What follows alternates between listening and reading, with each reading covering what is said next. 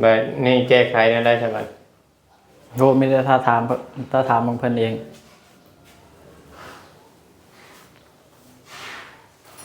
น้ำมานี่ก็จะได้มาจงทางน้ำไปอยู่พี่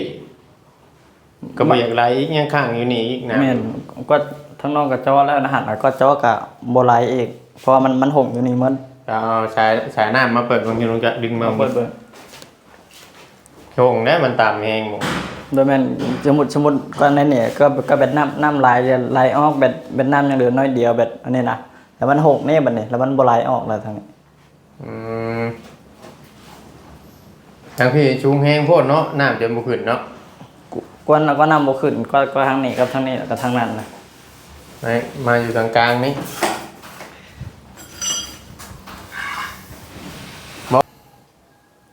แต่เราก็มันหงหมดแถวนี้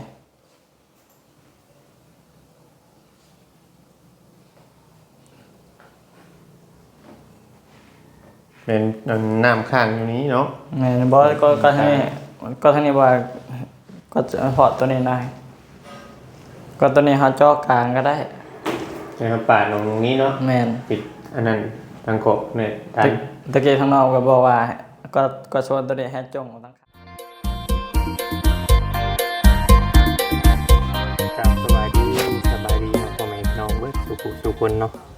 เบิดสมองสุบนว่าสิเป็นพี่น้องทางฝั่งลาวเนาะกราบสวัสดีพี่น้องทางฝั่งไทยอีกเท่านึงพอกับช่อง YouTube ของว่าวิ่งชายใจกันโดยเพียงเนาะV2อีกคือเก่าคือเดิมพี่น้องเอ้ยเพิ่มเติมกันมาทางบ้านทางเรือนกองน้องดาวครับก็มาอีกพี่น้องเนาะให้พ่อแม่พี่น้อง FC ได้เบิ่งได้ชมนํกันพี่น้องเนาะจังไดก็มาเบิ่งมาชมกันเด้อพ่อแม่พี่น้องเบิดทุกคนหลังจากบ่ได้เข้ามาเมื่อวานนี้เนาะเพียงเนาะมื้อนี้ก็เข้ามาเบิ่งว่างานหรือว่าอะไรเดินไปฮอดไสแล้วเนาะเพียงเนาะตามที่ว่าให้พ่อแม่พี่น้องได้เบิ่งได้ชมนํกันพี่น้องเอ้ยจังไดก็มาเบิ่งมาชมกันเลยเนาะน้องๆเฮ็ดเวียกอยู่พวกเนาะเพียงเนาะ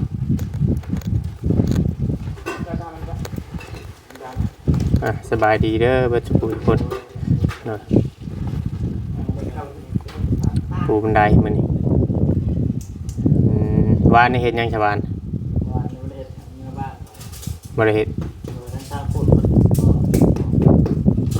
ทางช้างพูดมาแล้วเพิ่นเฮ็ดหยังมาก็คือสิบ่ฮอด2ชั่วโมงนะเบิ่งนี่เนาะเพราะว่าเห็นแต่ในคลิปน้อยหนึงบ่ได้ว่ามาเบิ่งงานบ่คือว่ายังคือบ่มีการคืบหน้าหยังติดขอบเป็นน้อยเดียวเนาะเข้าห้องน้ำมันบ่ไหลมันหงกลางเอาไม้ติด ติดคอเสือนต้องดักเข้าไปเบิ่งห้องน้ำไปมันเป็นอะไรต้องเจอเอาปลาไปค้างไว้มันสิตาย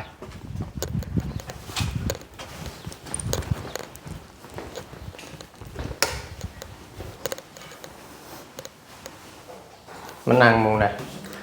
ทำนี่บ่บางวันนี้เมื่อว่าเพิ่นปู่ทางน้องบอกว่า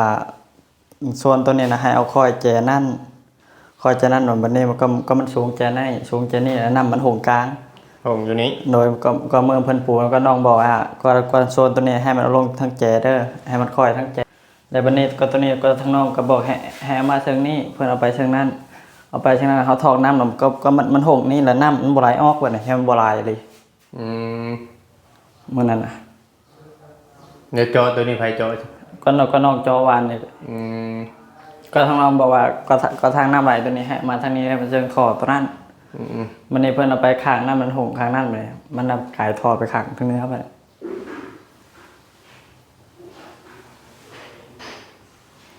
มันนี่ก็ทองน้ำเราก็มันสูงได้แถวนี้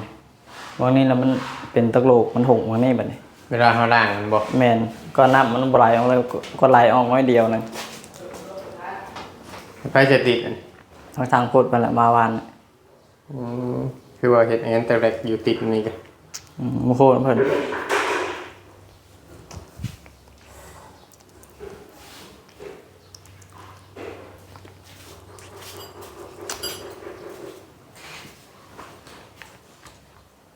แบบนี่แก้ไขได้ใช่ไหม โดยไม่ได้ถ้าถามบางเพิ่นเอง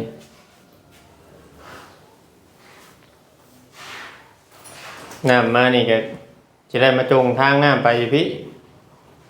ก็บ่อยากไหลอีกยังข้างอยู่นี่อีกนะ แม่นก็ทั้งน้องกับจอแล้วนะหันก็จอกับโบไหลอีกเพราะว่ามันหงอยู่นี่เหมือน เอาสายน้ำมาเปิดลงอยู่ลงจะดึงมา เปิด โชงได้มันตามแหงหมด โดยแม่นสมมุติก็ในเนี่ยก็แบบน้ำไหลออกแบบน้ำยังเหลือน้อยเดียวแบบอันนี้นะแต่มันหกนี่บัดนี้แล้วมันบ่ไหลออกแล้วทางนี้ อืมทางพี่ชุงแห้งโพดเนาะน้ำจะบ่ขึ้นเนาะ กวนแล้วก็น้ำบ่ขึ้นก็ทางนี้กับทางนี้แล้วก็ทางนั้นนะ มาอยู่ตรงกลางนี่บ่คำทางนั้นต่ำเนี่ยยังว่า แม่นช่าง เฮาเฮ็ดคลองปากเฮ็ดคลองอยู่นี่ก็ได้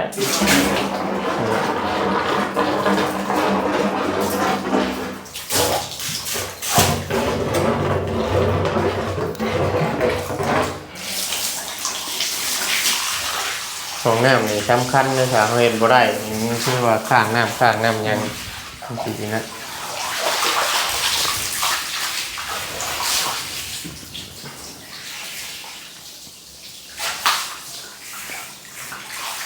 แล้วว่ามื้อนั้นแล้วว่าก็ไม่มื้อนั้นว่าจับแล้วรับเลยทางเจพุ่นน่ะสิตำเอาอะแต่อัดตัวนั้นน่ะสิจ่อหูน้ำออกพุ่น โดยก็ทางนอกกับผมก็บอกเพิ่นอันนั้นแหละมื้อนั้นน่ะ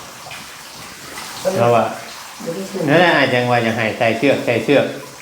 ดึงมิงใส่ให้มันค่อยไปตามนั่นโลดว่ะ ก็เป็นรถไปมัน ลงได้มือได้ตีน เป็นรถ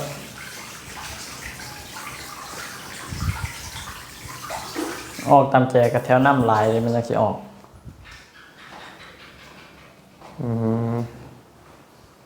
ชูงแห้งอันนี้ทางเจ้า แม่นก็ทางนี้น่ะสูงแฮง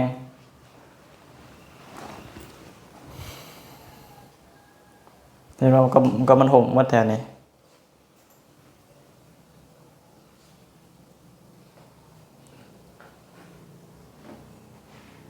เป็น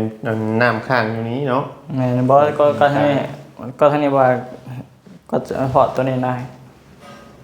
ก็ตัวนี้หาจอกลางก็ได้ นะครับปาดลงตรงนี้เนาะ แม่น ปิดอันนั้นทางกบเนี่ยทาง ตะกี้ทางนอกก็บอกว่าก็ชวนตัวนี้ให้จงทั้งข้างแล้ววางน้ำไหลออกนะ เพราะคำว่าตัวนี้ตามคำตัวนี้อันชูขึ้นมาจังหน่อยก็ให้มันออกตัวนั้นก็ได้อยู่ แม่นได้คือกัน นี่มันนั่นน่ะเราปูบลายเลยเขาสิแกะมาเฮงกันน่ะมันอันโตขอบชูดพุ่นเขาได้อันในปาดใช่บ่ปาดเป็น ปาดอะไรตอนนั้นน่ะ เนี่ย แม่นเพิ่นได้ปาด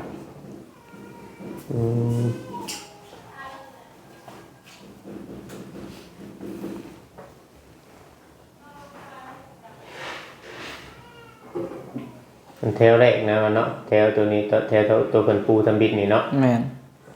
ตามนะบัดไปชูงอยู่บางพุ่นบัดดึงขึ้นพุ่นบัดชูงเด้อ แม่นก็ดึงขึ้นมาพี่สูงก็ไปต่ำเลยค่ะนั้นทางน้องบอกก็ให้ต่ำก็ข้างมาเจนี้ได้จักน้อย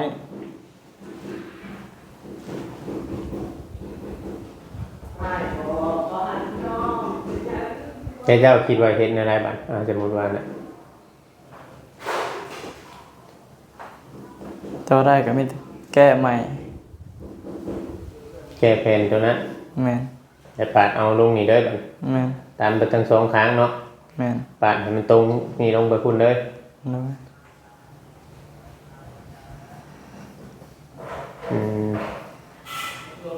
เดี๋ยวเจาะหูตัวนี้มันตรงกันอยู่บ่กับทอ มันบ่ตรงมันขึ้นเหนือถ้าอยู่ประมาณนี้แหละมันตรง ไปใช้ได้อันใส่ตัวงอตัวยังอีกเนาะ โดย ไปต่อโทอพุ่น ก็มันต้องใช้ตัวงออีกบัดนี้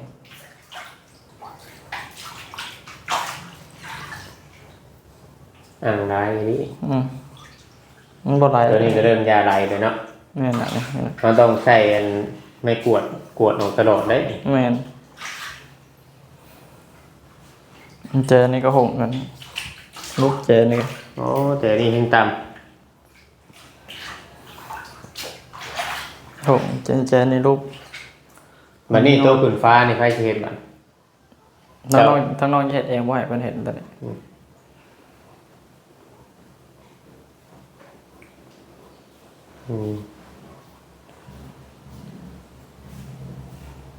มีแต่เพิ่นมาถ้าถามเพิ่นสิแก้อะไร เนี่ยถ้าเพิ่นมาเนี่ยอาจจะบอกเปลี่ยนให้เพิ่นเฮ็ดใหม่ทำนั่นก็เจ้าแก้ให้เจ้าแก้เองเลยตัวนี้ โดย บ่ต้องให้เราเฮ็ดจังหน่อยมันสิไปให้จิแก้ไปให้จิผิดไปตัวที่อีก โดย มันจะว่าเจ้าแก้เองแล้วก็เจ้ามาติดขึ้นฟ้าขึ้นหยังเองเด้อ โดย เวลานั่นก็ผสมปูนซีเหนียวๆในเฮาขึ้นฟ้านะ โดย ยันมันบ่พอจับหนึ่งมาเฮาแบบว่าเฮาทาสีทาหยังแบบนี้มันบ่คักคำนั้นก็ให้เจ้าเอาลูกหมูมาปาดปูนปาดหยังให้มันเป็นเศษเป็นหยัง โดย มันจังจับมันจังอยู่เนาะ เมื่อสุด อังได้ ก็แผ่นกระโดดสมมุติเฮาขึ้นแผ่นหนึงได้นั่นสิแก้ได้ทางมันก็สิมีแตกนำแหละขาวเฮาแก้ออกเบิด พอแตกกระยามันทำเฮาสีนั่นครับเฮาต้องเอาให้แผ่นได้แผ่นหนึงแตก โดย ทำนั่นก็ลองแกะตัวส่วนตัวชุดปูดตัว ว่า ปาด สมมุติแตกเฮาต้องเอาแตกสดตัวเฮาเก็บให้ เนี่ยตัวเก็บพอตัวนั้นเฮานะ เพราะว่า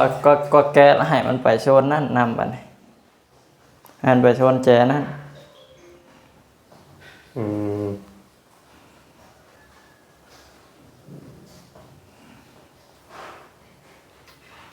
ตัวนี้อย่างเงี้ยคำว่าตัวนี้บ่อังแต่ยังสิคล้ายอยู่เลย โดยสมมุติตัวนี้บ่อั้งก็ใครแน่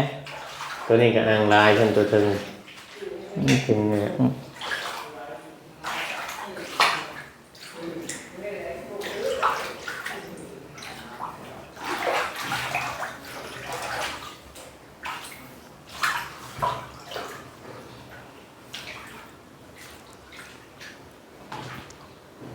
เพนสมมุติว่าบางฮู้ที่ว่าเจ้าสิเอาน้ำออกในเพนสุดท้ายนี่ในอะไรก็เฮ็ดให้มันต่ำบ่ให้มันเพียงกว่า โด กั ย นเด้อ ก็แผ่นสุดท้ายเฮาแบบคือน้องนำเพิ่นห้องน้ำเพิ่นน้องจ้อยเพราะว่าทั้งน้องเคยปูมากับมันมีแต่ลูกกว่าหมู่แผ่นตัวใดนำสิออกนะ มองน้ำสิออกเฮาต้องเฮ็ดต่ำกว่าหมู่ด้วย โดย เพนหนึงมันต่ำเลยเวลาเฮากวดเฮายังเวลาเฮาล้างเฮาทำความสะอาดให้มันไปโฮมอยู่หั่นเฮาสิแบบเป็นขี้ฝุ่นขี้ดินเข้าตีนเข้าหยังเฮาให้มันต่ำให้มันลุกกว่าหมู่ด้วย โดย แก้ไขใหม่แสดงว่าเราเข้ามาเมื่อวานนี่โทนคืออันประสบน้องกุไซมาถ่ายนี้เรามาอันปูตัวนี้เนาะ โดย ปูเอลตัวนี้มาฮอดนี้ ว่าในทางน้องก็มือเวียกทางบ้านเลย อืม เลยบ่ได้อยู่วันนี้ อืมบัดเพื่อเจ้ามาน่ะเราเมื่อบ่ แม่น บ่เห็นบ่ บ่ก็เห็นอยู่ก็มาทางน้องมาฮอดอันเดียวเพิ่นก็มือวันนี้ อืมห้องในเพิ่นก็ทันได้เก็บเนาะ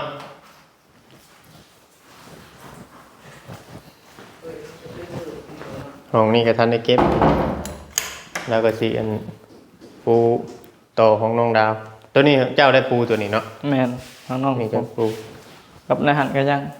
ตัวนี้ก็คือเจ้าปูนี่ โดย เราจะปูขาตัวนี้บ่ละปูไปวาน โดยก็มีคนปูตะคานี่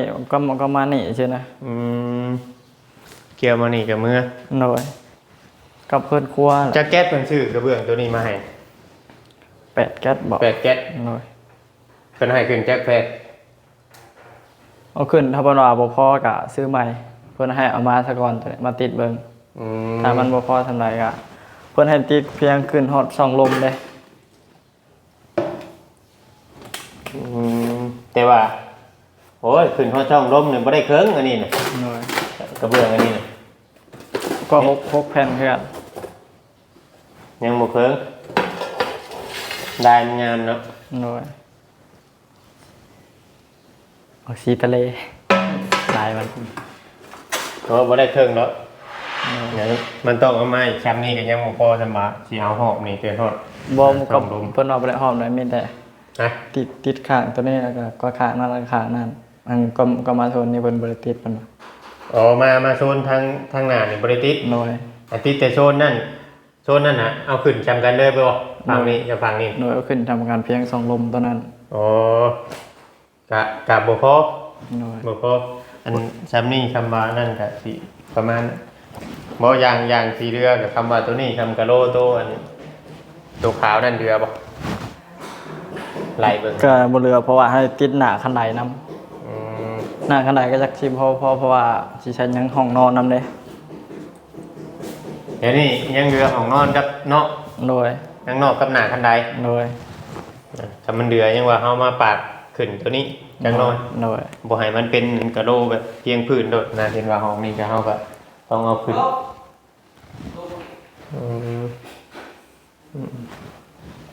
ข้างในนี่ก็ติดขึ้นนะบอล โดยเพิ่นติดแล้ว เอ้าปลาออกจ้อยเจ้าบ่ได้เอาหยังอัดบ่นี่ จอยเป็นอันยังอัดได้ปานนี่พี่ตัวนี้ เออติดแล้วยังบ่ได้เอาเนาะห้องนี้ก็ แม่นเพิ่นติดลงมาแล้ว เอาแนวอัดเอาแนวติ้งไว้เลยเอาไปซามติ้งไว้แล้วก็เอาอะไรใส่ของนี่เอาน้ำเขามาล้างก็คือเป็นสี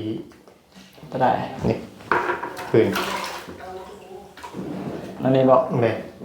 บ่ฮู้เลย เป็นเสร็จไปเลยสิบ่ กำลังเสร็จวานนี่เลย อืมเบิ่งนะมันฉีดมือนะ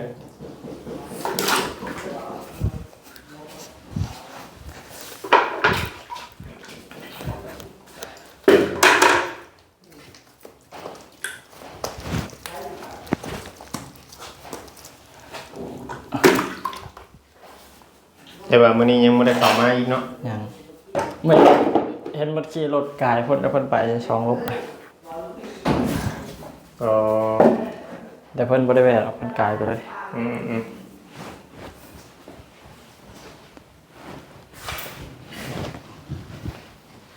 ตัวอันบันไดนี่น่าสิพอบ่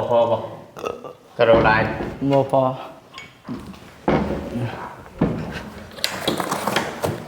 พูดได้จะขันเลย ผู้ได้คัดหนึง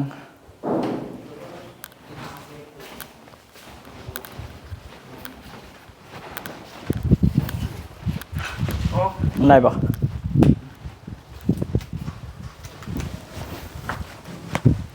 ก็คือว่ายังลายกล่องอยู่คือว่าชีวาบ่พอ อ๋อสิแท้หลายกล่องกะโลลังเพิ่นน่ะกะโลติดฝาห้องน้ำเลยทั้งเพิ่น อ๋ออันตัวสอนกันขึ้นมาสิบ่ โดยทอนยังเหลือ3แผ่นเนี่ย อืม กับตัวนี้แล้วนั้น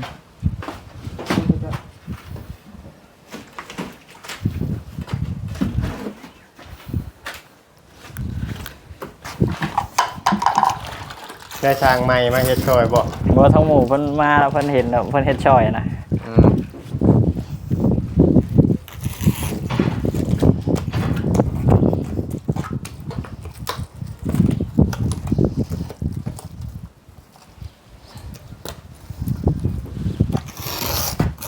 ทางนอกนี่ก็ทันได้ติดเนาะ โดย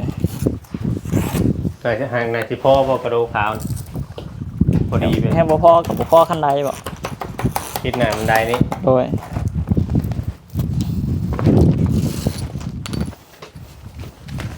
ติดหนาตัวนี้ได้มันทางแม่เพิ่นว่า อืมติดหน้านี่แล้วก็ลงมาติดตัวรุม โดย ตัวนี้ตีอีกแบบ เดี๋ยวมันแห้งปูไปเลยว่าเป็นยังไงกู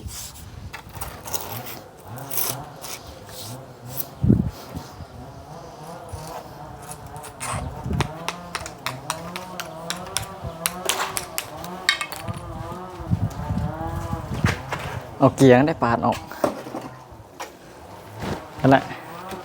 เอาเกียงปาดออกก่อน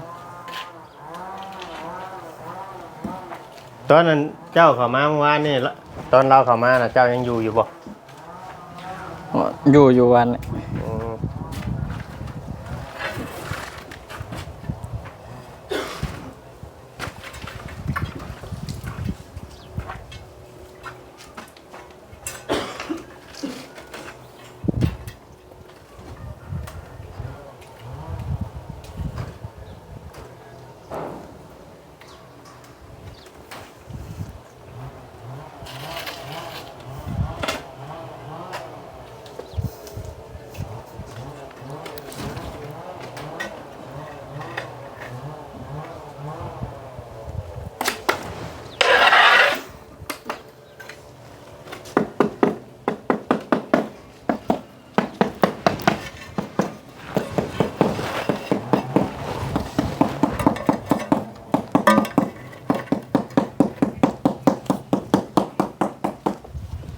แล้วแล้วจะน้องจอยมีเชิญจัน เนี่ย ทางนอกทางในเนี่ยแบบยังเดือซอปูด ยังเลยไปปูนเขียว อ๋อ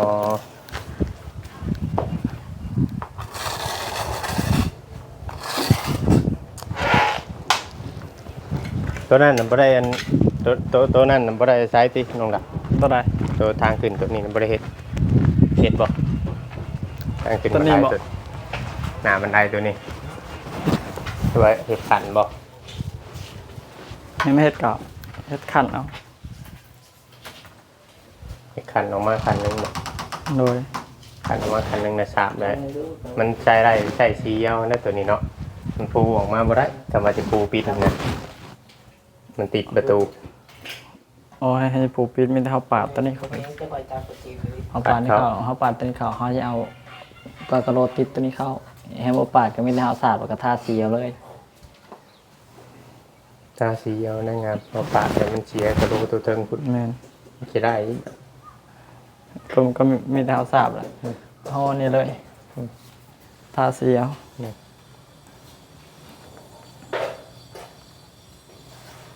ถ้าเฮาเฮ็ดขันเฮ็ดหยังแหละบางเทิงที่ก็เฮาบ่ได้ใช้อันใหม่ตัวนี้ โดย หรือว่าเฮาเอาปูนมา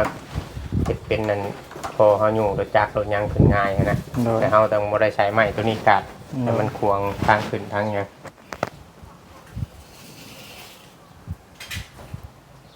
เจอรูยังแค่ตัวนี้ กระโดดตัวนั้นเอาไว้เก็บเศษในเฮือนครัวยัง อ๋อ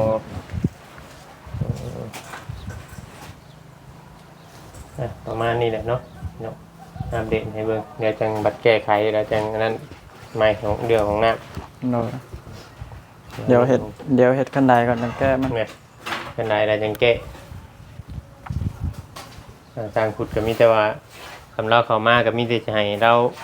เทกันเปื้อน โดย รอบๆไปพุ่นก่อนเทกันเปื้อนเกี่ยวออกมาก่อนแต่จะแบ่งเรียงให้เราเฮ็ดไปแนวอื่นบ้าง โดย